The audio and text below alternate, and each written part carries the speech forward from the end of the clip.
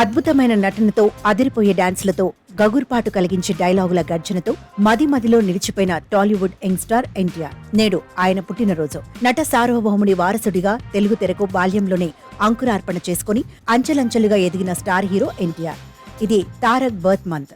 మే నెల తారక్ పుట్టినరోజు వేడుకలతో తెలుగు రాష్ట్రాలలో భారీ కటౌట్లతో, అతి భారీ సంబరాలతో ఊగిపోతోంది. ఎక్కడ చూసినా ఆకాశమంత ఎత్తైన కటౌట్లకు పూజలు చేస్తున్నారు ఆయన అభిమానులు. జూనియర్ ఎన్టీఆర్ బ్యాక్గ్రౌండ్ ఉన్న ఎలాంటి సపోర్ట్ తీసుకోకుండా ఒక్కో మెట్టు ఎక్కుతూ అవమానాలు, అవరోధాలను దాటుకుంటూ టాలీవుడ్ టాప్ హీరోగా ఎదిగాడు.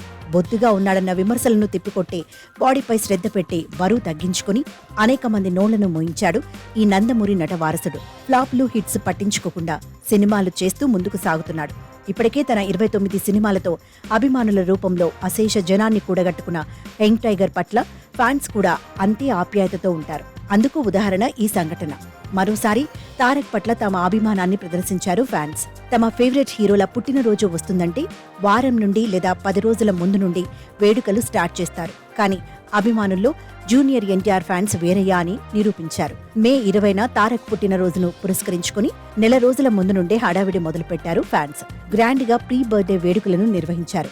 ఇందుకు వేదికైంది హైదరాబాద్లోని సుదర్శన్ థియేటర్. తారక్ భారీ పోస్టర్తో కూడిన కటౌట్ ను థియేటర్ దగ్గర ఏర్పాటు చేసి పూలమాలలతో అలంకరించారు.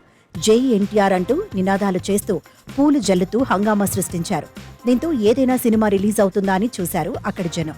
కాదు, ఇది బర్త్డే కౌంట్ డౌన్ అని తెలిసి ఆశ్చర్యపోతున్నారు.